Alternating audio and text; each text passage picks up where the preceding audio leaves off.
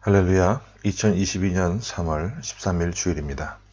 오늘은 누가복음 19장 1절로 10절에 있는 말씀을 본문으로 삼아서 쌓고 있는 담을 허물라, 쌓고 있는 담을 허물라, 이런 제목으로 하나님의 말씀을 선포하기를 원합니다. 저희가 있는 이곳 중구 청도 지역은 다른 지역도 마찬가지지만 근래 들어서 코로나 환자들이 많이 번지는 추세입니다.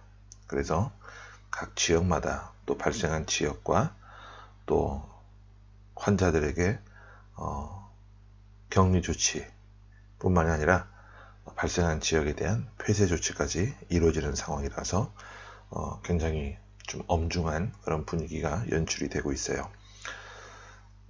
학교들마다 전체 학생들 3차에 걸친 핵산 검사도 진행 중이고요.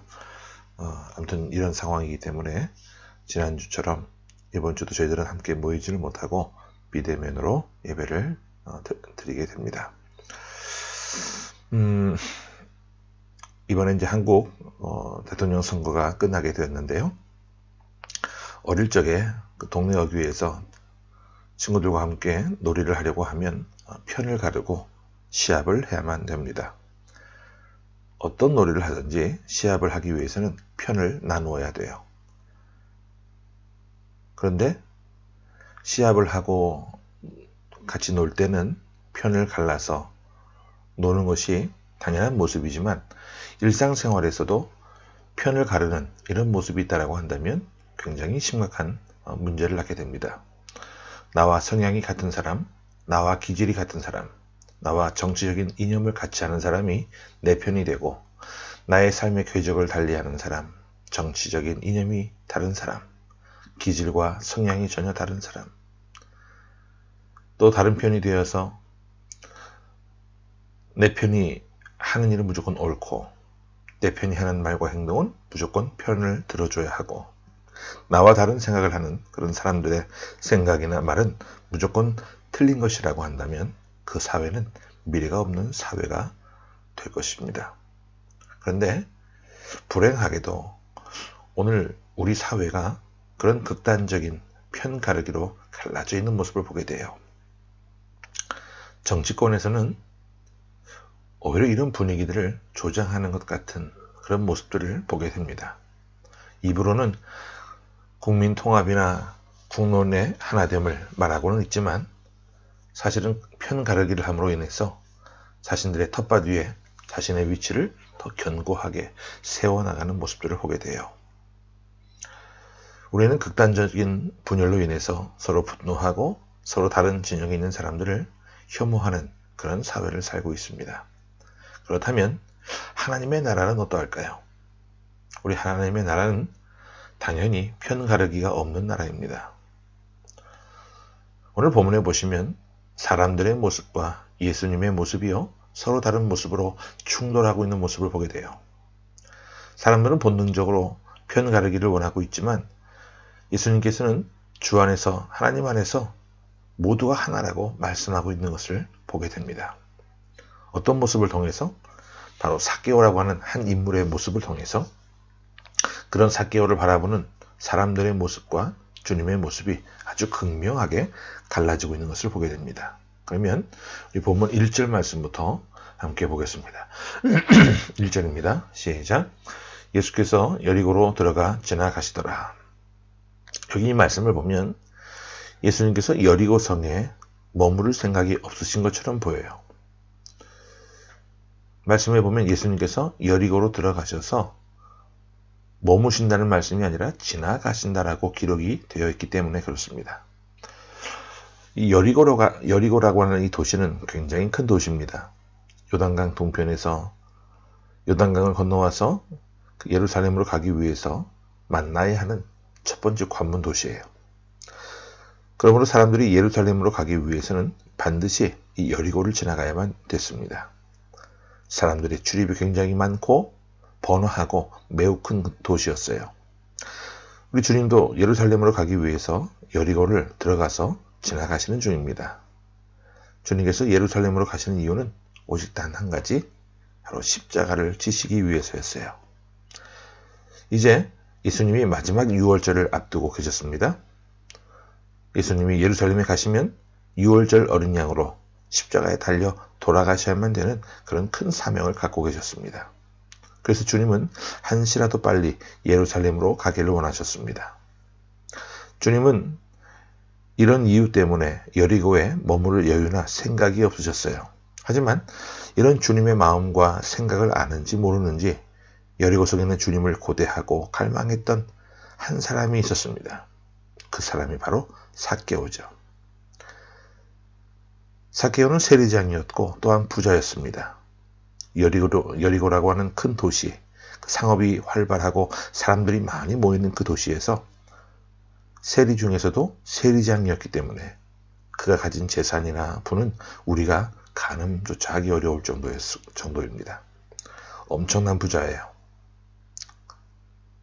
돈으로 안 되는 것이 없지만 그러나 돈으로 안 되는 것이 있어요. 그것이 무엇인지 우리 말씀을 계속해서 보겠습니다. 2절부터 4절까지 쭉 봅니다. 시작. 삭개오라 이름하는 자가 있으니 세리장이요 또한 부자라. 그가 예수께서 어떠한 사람인가 하여 보고자 하되 키가 작고 사람이 많아 할 수 없어 앞으로 달려가서 보기 위하여 돌 무화과 나무에 올라가니 이는 예수께서 그리로 지나가시게 되밀어라. 돈이 아무리 많아도요, 주님을 만나는 것은 할 수 없는 일입니다.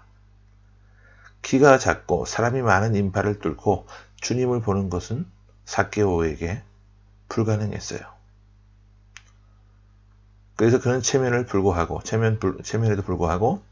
여리고성에서 자신이 가지고 있는 그런 사회적인 위치나 지위에도 불구하고 돌 무화과 나무에 올라갑니다. 무엇 때문에? 주님을 보고자 하는 그 간절한 열망이 있었기 때문에. 그는 애초에 주님과 대화하는 것도 기대도 하지 않았어요. 그냥 먼 발치에서 주님을 한 번이라도 보기를 원했습니다. 예수님과 예수님의 일행이 삭개오가 올라가 있는 돌 무화과 나무 아래를 지나가실 때 그때 주님의 눈과 삭개오의 눈이 마주치게 됩니다. 5절과 6절을 보겠습니다. 시작. 예수께서 그곳에 이르사 쳐다보시고 이르시되 삭개오야 속히 내려오라.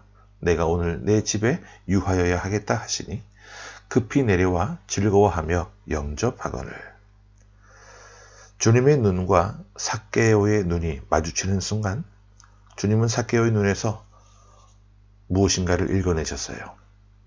주님을 그토록 갈망하고 있는 그 삭개오의 눈을. 사람들이 그를 세리라고 해서 가까이 하지 않고 멀리하고 있고 그는 그 절박한 외로움 가운데 주님을 한 번이라도 만나보았으면 좋겠다라고 하는 그 절박하고 간절한 눈빛을 주님은 읽어내셨습니다. 그래서 주님은 십자가를 향하여 가는 발걸음을 멈추시고 삭개오에게 이런 말씀을 하시죠. 여리고를 떠나서 속히 예루살렘을 향해 가셔야만 했지만 여리고에서 머무를 생각이 애초에 없으셨지만 삭개오 때문에 그를 불러 내리십니다. 삭개오야 내려오라. 내가 오늘 너의 집에 유하여야 하겠다. 삭개오는 그 말을 듣고 너무 기쁜 나머지 속히 돌 무화과 나무에서 내려와서 주님을 합당한 자세로 영접을 합니다. 그런데 문제는 이런 모습을 바라보고 있었던 사람들의 태도예요. 자, 7절 말씀을 보겠습니다. 시작. 무수 사람이 보고 수군거려 이르되 저가 죄인의 집에 유하러 들어갔도다 하더라. 여기 나오는 그 당시 사람들의 태도와 그 당시 사람들이 하는 말을 한번 보세요. 사람들이 수군거렸다고 그랬습니다. 그리고 삭개오를 죄인으로 단정짓고 있는 것을 보게 돼요. 사람들이 삭개오를 죄인이라고 부르는 말을 통해서 그들이 이미 심리적으로 그들 마음속에 삭개오와 자신들의 삶을 경계선을 짓고 구분짓고 있었다는 것을 알 수 있게 되죠. 그 사람은 죄인이고 그 사람을 죄인이라고 부르는 순간 나는 그 순간부터 당연히 의인이 됩니다. 그 사람을 악한 사람이라고 부르는 순간부터 나는 선한 사람이 됩니다. 그 사람을 상종하지 못할 사람이라고 부르는 순간 나는 꽤 괜찮은 사람이 되고 맙니다. 근데 문제는 그렇게 함으로 인해서 편가르기가 시작되게 되는 거예요. 그 어느 누구도 삭개오의 내면에서 일어나고 있는 갈등, 그의 마음속에 있는 사람을 그리워하는 마음을 누구도 읽어낼 생각이 없었습니다. 아니, 그럴 의도조차도 없었어요. 당연히 그 사람은 세리이고 우리에게 세금을 거두어서 로마에 갖다가 바치는 사람이었기 때문에 그는 죄인이라고 단정 짓고 또 편가르기에 길들여져 있었던 사람들이었다, 그 말입니다. 그런데 우리 주님은 다르셨어요. 삭개오의 회개를 받으시고 주님은 삭개오를 비롯해서 그 동네 사람들을 향해서 이렇게 선포를 하십니다. 9절 말씀 봅니다. 시작. 예수께서 이르시되 오늘 구원이 이 집에 이르렀으니 이 사람도 아브라함의 자손이미로다. 여기 이 사람도라고 하는 말씀이 참 중요해요. 주님은 애초부터 편가르기를 하지 않고 계셨음을 알 수 있게 됩니다. 유대인들은 그들 스스로가 아브라함의 자손이라고 여기고 삭개오는 아브라함의 자손이 아니라고 선을 긋고 있었지만 주님은 이 삭개오도 아브라함의 자손이라고 말씀하셨다는 것이죠. 여기서 우리가 사도 바울이 했던 에베소서 2장 14절 말씀을 한번 살펴볼 필요가 있을 것 같아요.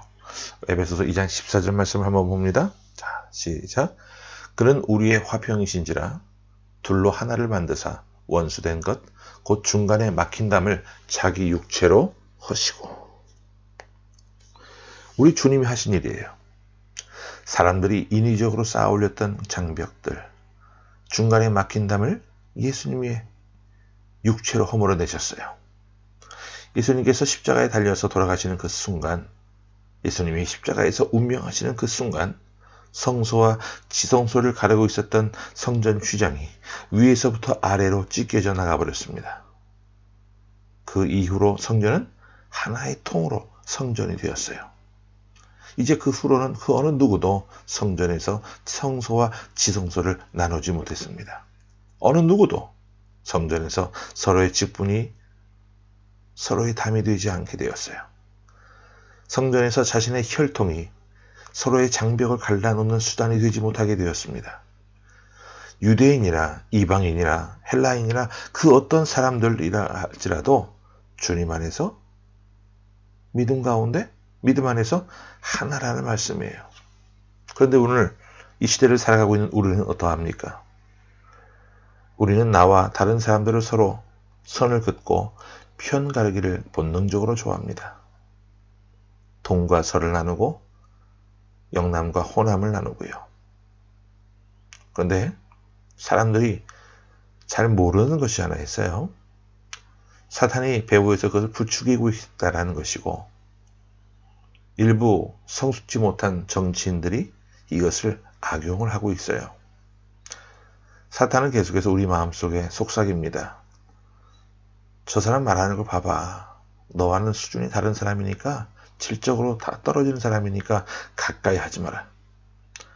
저 사람이 하는 행동을 보면, 저 사람의 어떤 정치적인 성향을 보면 상종치 못할 사람이니까 아예 담을 쌓고 살아라. 끊임없이 마귀는 우리에게 속삭입니다. 그러면 우리는 드러내고 말을 하진 않지만 심리적으로 장벽을 쌓아가기 시작해요. 사람들을 대하는 심리적인 장벽들. 그 사람은 나쁜 사람, 나는 그래도 괜찮은 사람. 그 사람은 쓸모없는 사람, 나는 그나마 쓸모있는 사람. 그 사람은 죄인이고 나는 의인. 그 사람은 악한 사람이고 나는 선한 사람이다라고 하는 이런 장벽들을 세워나가요. 하지만 주님은 여전히 우리에게 말씀하십니다. 아무개야, 내가 허물어 놓은 그 장벽을 너는 왜 다시 쌓으려고 하느냐?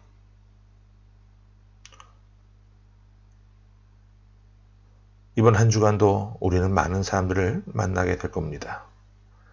주님께서 말씀하신 이 사람도 아브라함의 자손이다라고 하는 이 주님의 말씀을 우리가 꼭 기억하고 살 수 있기를 바랍니다. 일터에서 만나는 사람, 공동체에서 만나는 사람, 오고 가며 만나는 모든 사람들이 아브라함의 자손임을 깨닫고 우리도 그들과 함께 소통하며 서로가 포용할 수 있고 넓은 가슴으로 안을 수 있는, 사랑하며 살아갈 수 있고 넉넉한 가슴으로 모든 것들을 품고 나아갈 수 있는 그런 귀한 믿음의 백성들이 되어지시기를 바랍니다. 그리고 이번에 정말 아주 근소한 표 차이로 당선과 탈락이 결정이 되었는데, 당선된 사람에게는 앞으로 부족한 면이 있었다 할지라도 잘 감당해낼 수 있기를 기대하며 응원하는 모습이 지금은 있어야 할 시점이고요. 아쉽게 정말 석패한 또 그분에게도 위로와 또 격려와 또 기회가 되었을 때 재기할 수 있는 그런 기회를 통해서 나라를 위해 또 국민을 위해 큰 일을 감당할 수 있도록 또 기도해주는 그런 성숙된 모습들이 우리의 삶 가운데 있기를 간절히 소원합니다. 함께 말씀을 기억하면서 기도하기를 원합니다. 기도합니다. 살아계신 아버지 하나님, 감사합니다. 한국과는 달리 제로 코로나 정책을 쓰고 있는 이 땅에서 하나님 하루하루 살고 있는 저희들의 모습을 볼 때에 너무 위태롭고 힘들고 어려운 그런 모습들을 하나님 잘 아실 줄로 믿습니다. 하지만 그럼에도 불구하고 오늘도 예배자로서의 삶을 살기 위해서 주의 이름으로 사모하며 함께 비록 모이지는 못한다 할지라도 이 말씀을 듣기를 원하고 또 주님이 주시는 그 말씀을 통해 한 주간을 살아갈 수 있는 힘을 얻기를 원하며 주의 말씀을 경청하는 귀한 영혼들을 하나님 보내주심에 감사합니다. 우리의 모습이 어떠하든지 간에 우리를 있는 모습 그대로 품으시고 아브라함의 자손이라 불러주신 하나님, 그 주님의 따스한 그 마음을 우리도 헤아리게 하셔서 이 사람도 아브라함의 자손이라고 하는 그 말씀을 우리가 뼛속 깊이 새기게 하시고 나와 성향이 다르건 고향이 다르건 출신 성분이 다르건 모든 면에서 동질감을 느낄 수 없는 사람들이라 할지라도 하나님의 자손임을 인정하고 있는 모습 그대로 품고 나아갈 수 있는 그런 큰 가슴의 사람들이 될 수 있도록 하나님 저희에게 더 귀한 믿음을 허락해 주옵소서. 그런 삶의 모습들을 통해 우리가 살고 있는 이 험한 세상을 아름답게 변화시켜 나가고 더 가꾸어 나가는 귀한 모습이 될 수 있도록 하나님 저에게 더 힘 주시고 능력 주옵소서. 사순절 기간입니다. 사순절 기간 동안에도 하나님 우리가 그냥 허송세월 하는 것이 아니라 더 주님의 말씀을 묵상하며 주님을 더욱더 가까이 할 수 있는 삶이 되게 하시고 합당한 모습으로 핑계대지 아니하고 어떤 상황과 형편 가운데 있어도 물러서지 아니하고 말씀을 사모하며 예배를 사모하며 하나님이 맡겨주신 귀한 사명을 감당하기 위해 몸부림치는 저희들이 되게 하셔서 영광스러운 주님을 다시 배울 수 있는 그런 복된 자리에 설 수 있는 우리의 모습이 될 수 있도록 하나님 함께하여 주옵소서.